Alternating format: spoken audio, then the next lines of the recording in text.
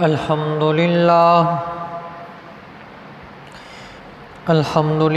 وکفی والصلاة والسلام علی من لا نبی بعدہ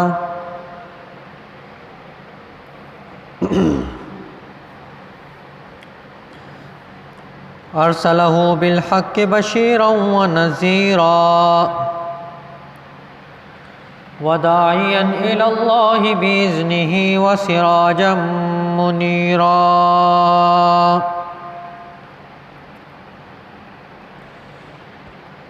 اما بعد فاعوذ باللہ من الشیطان الرجیم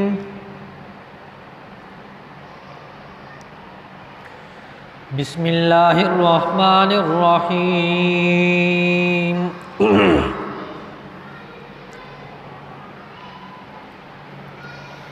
لقد رضی اللہ عن المؤمنین اذ یبایعونک تحت الشجرہ فعلم ما في قلوبهم وأنزل السكينة عليهم وأصابهم فتحا قريبا آمنت بالله صدق الله العظيم قابل صد احترام و تکریم میرے واجب الاحترام دوستوں، بزرگوں، عزیز نوجوان ساتھیوں، پچھلے جمعے میں آپ حضرات کے سامنے سیدنا عثمان رضی اللہ تعالیٰ عنہ کے بارے میں کچھ معروضات پیش کی تھیں۔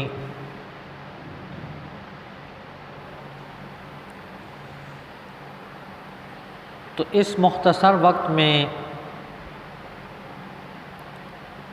سیدنا عثمان رضی اللہ تعالیٰ عنہ کے بارے میں کچھ تھوڑی سی معروضات پیش کرنی ہیں۔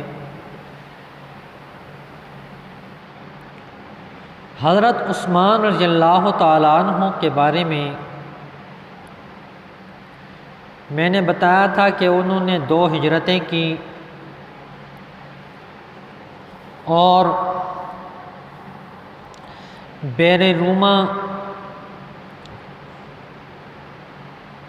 کو خرید کر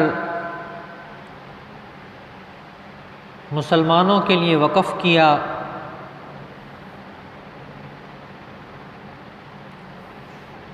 اور بے شمار اور بھی ایسے واقعات ہیں جو سیدنا عثمان بن عفان رضی اللہ تعالیٰ عنہ سے پیش آئی۔ حضرت عثمان رضی اللہ تعالیٰ عنہ کے اعزاز کے لیے اتنی بات کہہ دینا نبی کریم صلی اللہ علیہ وسلم کا کہ جنت میں ہر کسی کا رفیق ہوگا،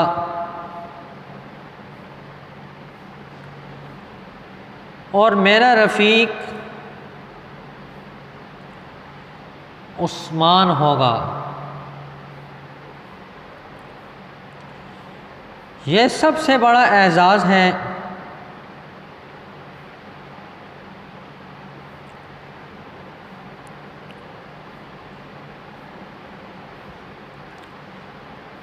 ان کے بے شمار اعزازات ایسے ہیں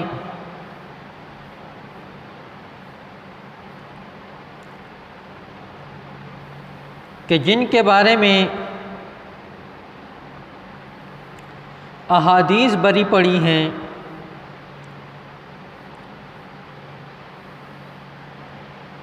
آپ صلی اللہ علیہ وسلم کی لخت جگر حضرت رقیہ رضی اللہ تعالی عنہ حضرت عثمان رضی اللہ تعالیٰ عنہ کے نکاح میں تھیں۔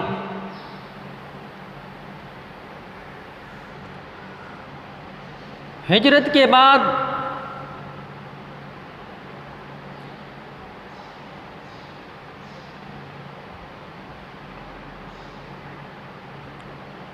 مشرکین مکہ کو مسلمانوں کی راحت، سکون اور اطمینان ان کو سکون نہیں دے رہی تھی،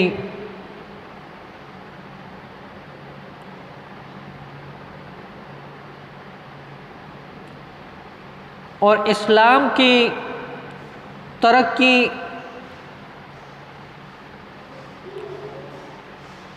اور اسلام کی خوشحالی ان کو پکتی نہیں تھی۔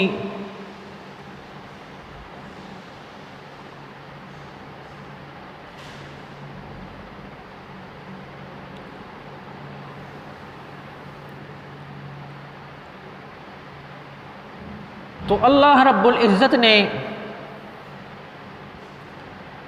کفار کو شکست عظیم دینے کے لیے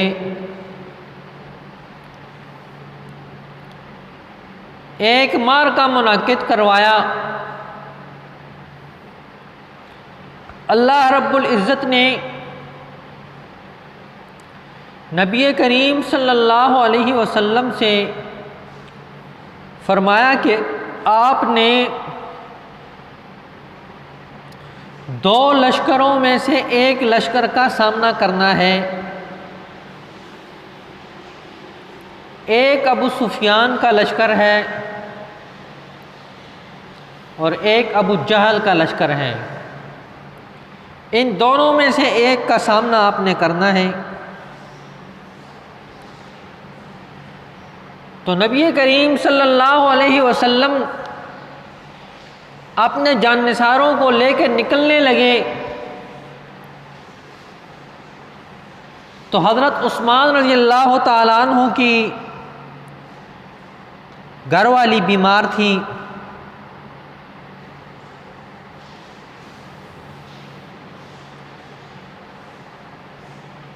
اور سیدنا عثمان رضی اللہ تعالیٰ عنہ بھی تیار ہو گئے۔ آپ صلی اللہ علیہ وسلم نے دیکھا کہ عثمان بھی تیار ہیں جانے کے لیے، تو حضرت عثمان رضی اللہ تعالیٰ عنہ سے فرمایا کہ عثمان، تم اپنی گھر والی کی تیمارداری کے لیے رک جاؤ،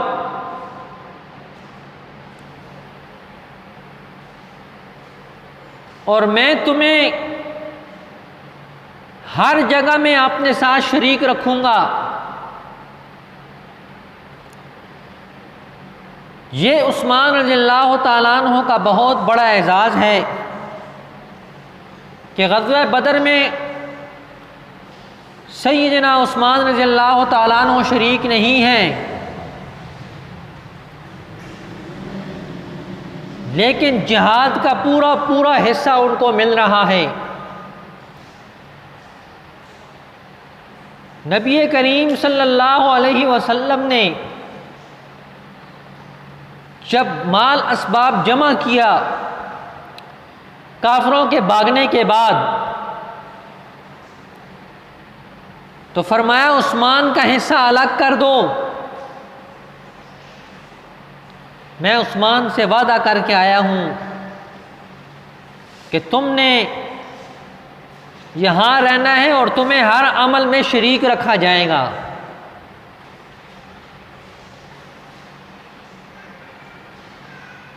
ایک شخص نے اعتراض کیا حضرت عبداللہ ابن مسعود رضی اللہ تعالیٰ عنہ پر، جب ایک اور صحابی تھے، کہا دیکھو میرے 4 سوالات ہیں، ان کا جواب دے دو۔ 2 سوالات بتاتا ہوں آپ کو۔ پہلا سوال یہ ہے کہ جو شخص بدر میں شریک نہیں ہوا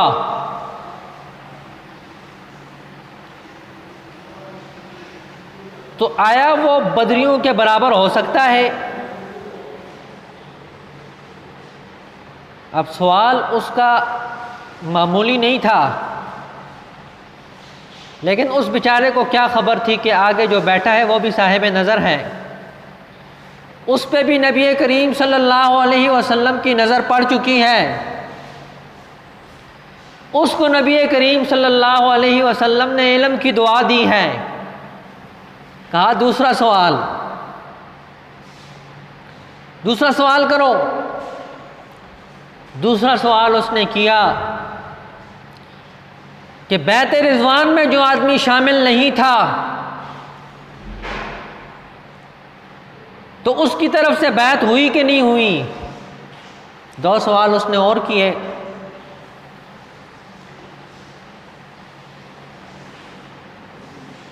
تو عبداللہ ابن مسعود رضی اللہ تعالیٰ عنہ نے جواب میں فرمایا کہ تیری ضرب جہاں لگ رہی ہے نا وہاں میں پہلے سے پہنچ چکا ہوں۔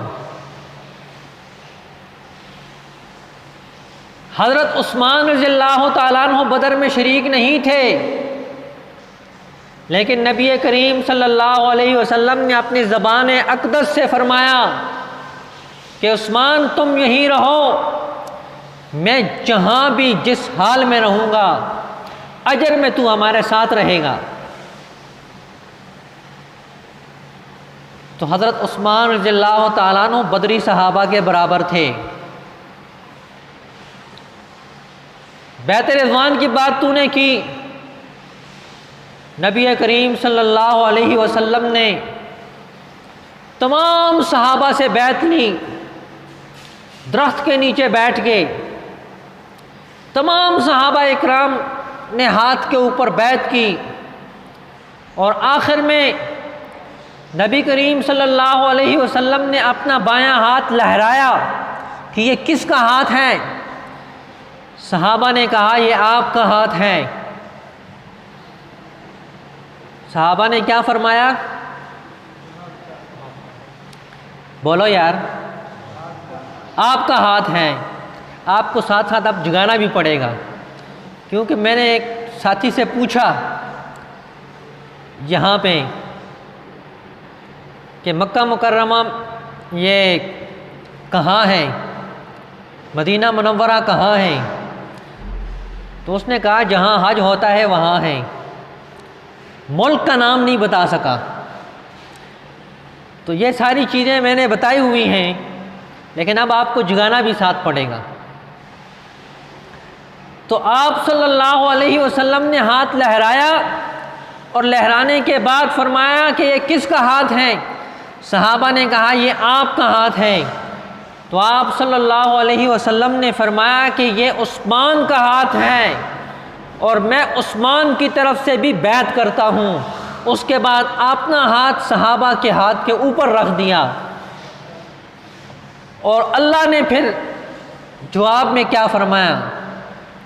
ید اللہ فوق ایدیہم، تم سب کے اوپر اللہ کی رحمت کا ہاتھ ہے۔ نیچے نبی کریم صلی اللہ علیہ وسلم کا ہاتھ، اوپر صحابہ کا ہاتھ، اور پھر نبی کریم صلی اللہ علیہ وسلم نے فرمایا کہ عثمان کا ہاتھ ہے، وہ سب سے اوپر، اور اوپر اللہ کی رحمت کا ہاتھ آ گیا۔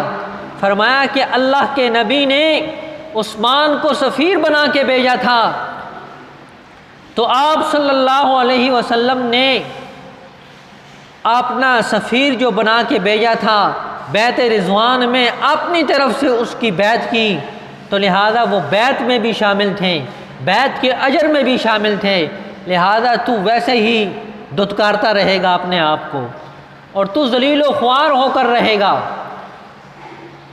یہ تھے حضرت عثمان رضی اللہ تعالیٰ عنہ، تیسرے خلیفہ ہیں ہمارے مسلمانوں کے، تیسرے خلیفہ جنہوں نے بیڑی بیرا بنایا، سیدنا امیر معاویہ رضی اللہ تعالیٰ عنہ کو اس لشکر کا امیر بنایا تھا اور ملک شام میں ان کو بھیجا تھا۔ مختلف علاقوں میں بیڑا بنانے والے سیدنا عثمان رضی اللہ تعالیٰ عنہ ہیں۔ اور یہاں تک نہیں،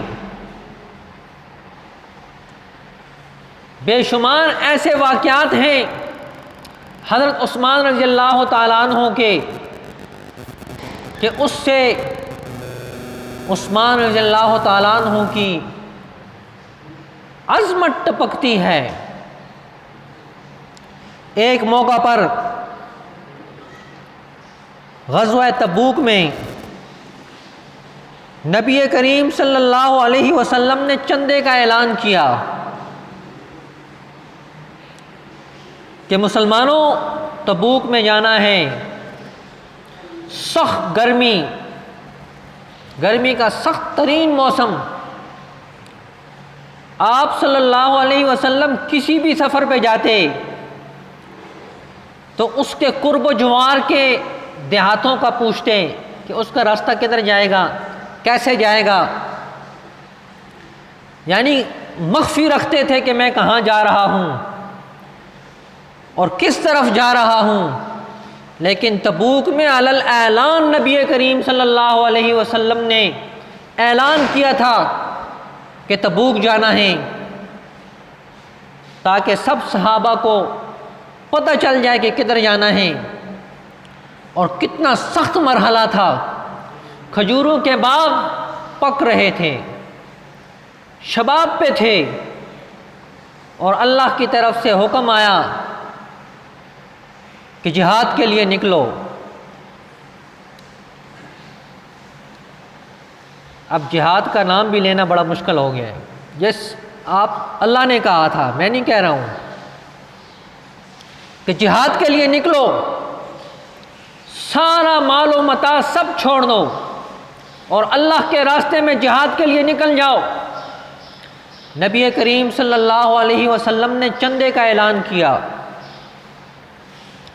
صحابہ اکرام رضوان اللہ علیہم اجمعین اپنی بساط کے مطابق ساز و سامان لاتے رہے۔ سیدنا ابو بکر صدیق رضی اللہ تعالیٰ عنہ نے اپنا تمام مال سارا کے سارا جو ان کے پاس تھا سب کے سب لے آئے۔ حضرت عمر رضی اللہ تعالیٰ عنہ آدھا لے آئے۔ حضرت عثمان رضی اللہ تعالیٰ عنہ نے جب دوبارہ اعلان ہوا تو کھڑے ہو کے اعلان کیا کہ میں 1000 اونٹ بمائے ساز و سامان کے دوں گا۔ دوسری دفعہ اعلان کیا، آپ صلی اللہ علیہ وسلم نے پھر اعلان کیا، کہا میں 1000 دینار دوں گا۔ تیسری مرتبہ پھر اعلان کیا تو آپ رضی اللہ تعالیٰ عنہ نے پھر کھڑے ہو کر اعلان کیا۔ نبی کریم صلی اللہ علیہ وسلم وہ سکے اٹھا کے دونوں ہاتھوں میں پلٹ رہے تھے اور فرما رہے تھے کہ ما ضر عثمان ما عمل بعد هذا اليوم، کہ عثمان آج کے بعد تجھے کسی قسم کا عمل نقصان نہیں پہنچا سکتا، جنت جانے سے تجھے نہیں روک سکتا۔ یہ نبی کریم صلی اللہ علیہ وسلم کے الفاظ ہیں۔ سیدنا عثمان رضی اللہ تعالیٰ عنہ کے لیے کتنے خوش ہوئے ہوں گے نبی کریم صلی اللہ علیہ وسلم کہ 70,000 فوج کو 10,000 سے زیادہ جو فوج تھی مسلمانوں کی اور 70,000 کے مقابلے میں نکل رہی تھی، اس کی امداد سیدنا عثمان رضی اللہ تعالیٰ عنہ نے کیسے کی؟ یہ بات بھی نہیں، اس کے علاوہ بھی ان کے فیاضی کے واقعات بہت زیادہ ہیں۔ حضرت عثمان رضی اللہ تعالیٰ عنہ مدینہ منورہ میں ہیں، قحط پڑ گیا، کہیں نام و نشان نہیں غلے کا۔ حضرت عثمان رضی اللہ تعالیٰ عنہ کا سامان دوسرے علاقے سے آ رہا تھا، تو بیپاری جو تھے وہ حضرت عثمان رضی اللہ تعالیٰ عنہ کے پاس پہنچ گئے۔ انہوں نے کہا ایک کے بدلے دو، انہوں نے کہا اس سے زیادہ مل رہا ہے۔ وہ بڑے پریشان ہوئے کہ کون ہے جو اس سے زیادہ دینے والا ہے؟ کہا تین، کہا اس سے بھی زیادہ ملنے والا ہے۔ چار، اس سے بھی زیادہ ملنے والا ہے۔ انہوں نے کہا اس سے زیادہ ہماری طاقت نہیں، اس سے آگے ہم نہیں دے سکتے۔ تو عثمان رضی اللہ تعالیٰ عنہ نے فرمایا کہ اللہ مجھے اس سے بھی 10 گنا زیادہ دے گا، یہ جتنا بھی سامان آ رہا ہے یہ اترتے ہی مسلمان فقراء میں تقسیم ہو جائے گا، لہذا یہ میں نے اللہ کے نام پہ خرچ کرنا ہے، میں اس کو بیچتا نہیں ہوں۔ آج ہم اپنے گریبان میں جان کر دیکھیں کہ ہم جن کا نام لیوا ہیں، آیا ہم بھی ان کی طرح کرتے ہیں یا ہمارا طریقہ کار مختلف ہے؟ ہر آدمی جان کے دیکھ سکتا ہے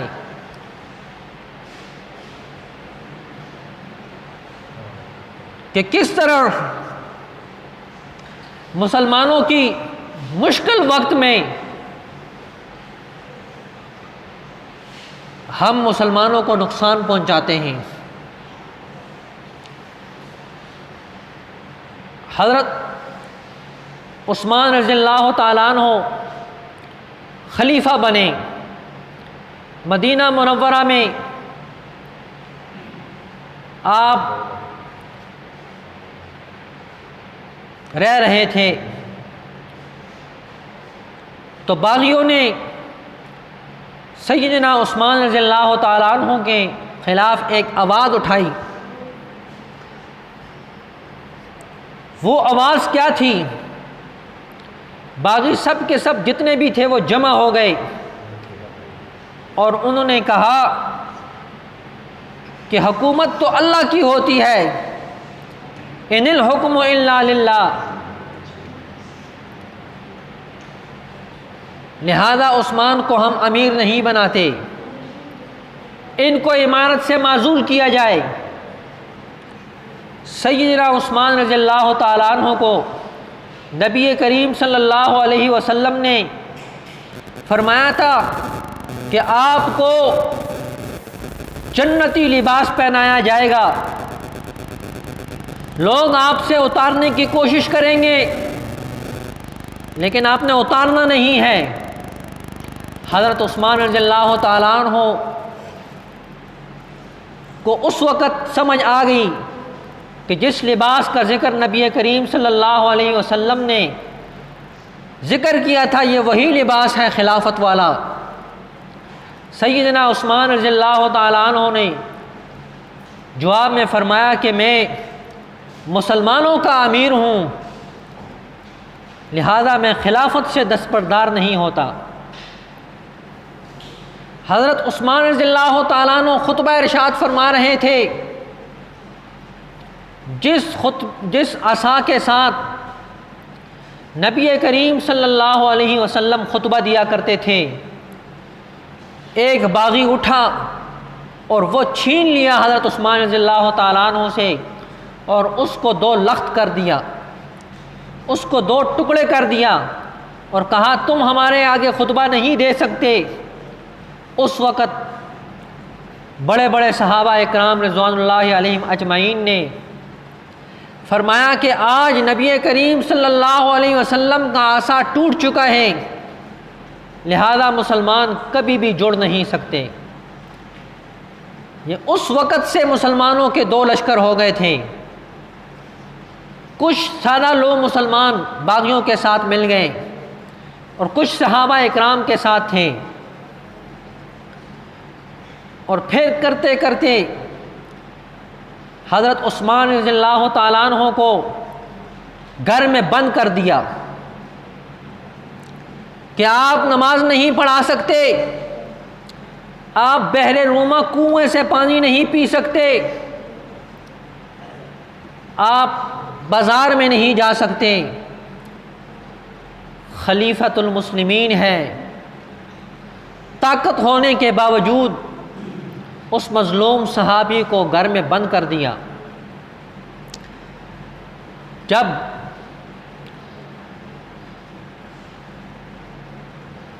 40 دن گزرے، یہ 35 دن گزرے، تو حضرت علی المرتضیٰ رضی اللہ تعالیٰ عنہ نے، بلکہ اس سے پہلے حضرت علی رضی اللہ تعالیٰ عنہ نے اپنے دونوں بیٹے کو حضرت حسن رضی اللہ تعالیٰ عنہ اور حضرت حسین رضی اللہ تعالیٰ عنہ کو حضرت عثمان رضی اللہ تعالیٰ عنہ کا پہرے دار مقرر کر دیا کہ آپ یہاں کھڑے ہو کر پہرا دیں کہ کوئی دشمن ان پہ حملہ نہ کر دے۔ اگر دشمنی ہوتی تو اپنے بیٹے کو کھڑا کرتے، اپنے بیٹوں کو کھڑا کیا اور 10 دن تک انہوں نے پہرا دیا۔ حضرت علی المرتضیٰ رضی اللہ تعالیٰ عنہ نے پانی کا مشکیزہ بھر کے پلانے کے لیے لا رہے تھے، تو خارجیوں نے اس وقت اس مشکیزے کو تیر مار کے پھاڑ دیا۔ حضرت علی رضی اللہ تعالیٰ عنہ نے اپنی پگڑی کو اتارا، اس پانی میں ڈبو کے دروازے سے پھینک دیا۔ اس سے بتایا کہ میں لاچار ہو چکا ہوں، پانی آپ تک نہیں پہنچا سکا۔ صحابہ اکرام رضوان اللہ علیہم اجمعین حضرت عثمان رضی اللہ تعالیٰ عنہ کے پاس تشریف لائے کہ آپ حکم کریں ان تمام باغیوں کو ہم قتل کر دیں۔ تو اس وقت عثمان رضی اللہ تعالیٰ عنہ نے فرمایا کہ میں اپنے نبی کے شعر کو خون سے رنگین نہیں دیکھنا چاہتا۔ 18 ذی الحج کو سیدنا عثمان رضی اللہ تعالیٰ عنہ نے صبح کے وقت خواب دیکھا، وہ روزے کی حالت میں تھے۔ نبی کریم صلی اللہ علیہ وسلم نے فرمایا کہ عثمان تم تھک چکے ہو، آج افطاری آپ نے ہمارے ساتھ کرنی ہے۔ عصر کا وقت تھا، حضرت عثمان رضی اللہ تعالیٰ عنہ نے کپڑے پہنے اور قرآن کی تلاوت کے لیے بیٹھ گئے۔ یہ امیر المؤمنین ہے اور 22 لاکھ مربع میل سے زیادہ پہ اس کی حکومت ہے، پاکستان سے بڑی سلطنت ہے اس کی، لیکن خون ریزی نہیں چاہتا۔ ایک آواز پہ صحابہ اکرام لبیک کے لیے تیار ہیں، لیکن وہ خون ریزی نہیں چاہتے۔ لیکن آج ہمارے ہاں الٹ ہے، مسلمان کا خون عام ہے، جو چاہے جس کو چاہے قتل کر دو، کوئی پوچھنے والا نہیں۔ بڑے بڑے علماء چلے گئے، آج تک کسی نے نہیں پوچھا۔ بحر العلوم یعنی علم کے پہاڑ دنیا سے چلے گئے، کسی نے آج تک نہیں پوچھا۔ اور یہ حضرت عثمان رضی اللہ تعالیٰ عنہ ان علماء سے کئی درجے بہتر، تمام صحابہ اکرام جو اس وقت موجود تھے ان سے افضل ترین، لیکن وہ چاہتے ہیں میں اپنی ذات کے لیے خون ریزی نہیں کرنا چاہتا۔ عصر کے بعد قرآن کی تلاوت کر رہے تھے، باہر پہرا دے رہے تھے حسنین کریمین رضی اللہ تعالیٰ عنہما، بلوائیوں نے دیوار پھلانگ کر اندر چھلانگ لگائی اور اندر آ کر حضرت کی اہلیہ محترمہ کے انگوٹھے کاٹ دیے اور اس کے بعد سیدنا عثمان رضی اللہ تعالیٰ عنہ پہ وار کر دیا۔ آپ تلاوت فرما رہے تھے اور آپ کا خون سیدھا قرآن کے اوپر گرا۔ آپ اس وقت تلاوت فرما رہے تھے فَسَيَكْفِيكَهُمُ اللَّهُ، میرے لیے اللہ کافی ہے۔ آج بھی مصر کے عجائب گھر میں وہ نسخہ موجود ہے جس پر حضرت عثمان رضی اللہ تعالیٰ عنہ کا خون لگا ہوا ہے۔ 18 ذی الحج کو عصر کے وقت سیدنا عثمان رضی اللہ تعالیٰ عنہ کو شہید کر دیا گیا، اور اس وقت 3 بددعائیں کی تھیں ان کی اہلیہ نے ان بلوائیوں کے لیے جنہوں نے حضرت عثمان رضی اللہ تعالیٰ عنہ کو شہید کیا تھا، اور تینوں کے تینوں علماء اکرام نے اس وقت کے دیکھا۔ عبداللہ ابن مبارک رحمۃ اللہ علیہ بہت بڑے عالم ہیں صحابہ اکرام کے دور کے، جو صحابہ اکرام کے شاگرد تھے۔ وہ فرماتے ہیں کہ میں حج کر رہا تھا، طواف کر رہا تھا بیت اللہ کا، تو ایک شخص زاروں قطار رو رہا تھا اور دعا میں کہہ رہا تھا یا اللہ تو مجھے معاف کر دے، لیکن تو مجھے معاف نہیں کرے گا۔ کہتے میں نے اس سے پوچھا کہ تو کون ہے؟ یہ تو رحمت کا دریا یہاں بہتا ہے، تو کیسی دعا کر رہا ہے؟ اس نے کہا میری معافی کبھی نہیں ہو سکتی۔ کہا وجہ تو بتاؤ۔ تو اس نے کہا حضرت عثمان رضی اللہ تعالیٰ عنہ کے شہید کرنے والوں میں ایک بدبخت میں بھی تھا، تو دیکھا، وہ کہتے ہیں میں نے اس کے ہاتھوں کو دیکھا تو اس کی ایک انگلی کٹی ہوئی تھی۔ تو حضرت نے فرمایا کہ میں نے اسے کہا کہ تیری بخشش ہو ہی نہیں سکتی، ادھر آنے کی تجھے ضرورت نہیں، کہ تو نے اولی العزم صحابی کو شہید کیا ہے، تو تیری کیسے بخشش ہو سکتی ہے؟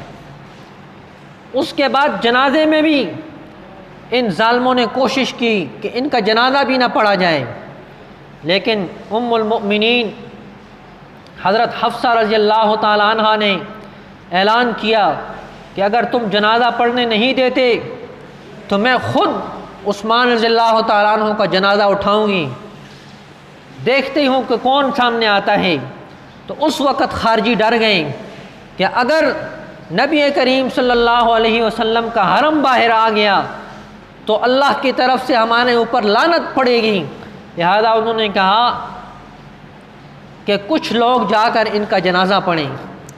تو مظلوم ترین صحابی جس کے پاس باوجود طاقت ہونے کے اتنا ظلم کیا، مدینہ منورہ کے اندر جن پر ظلم کی انتہا کر دی گئی، وہ 18 ذی الحج کو اس دنیا فانی سے رخصت ہوئے تھے۔ دعا ہے کہ اللہ رب العزت مجھے بھی اور آپ کو بھی صحابہ اکرام رضوان اللہ علیہم اجمعین کے نقش قدم پر چلنے کی توفیق عطا فرمائے۔ وما علینا الا البلاغ۔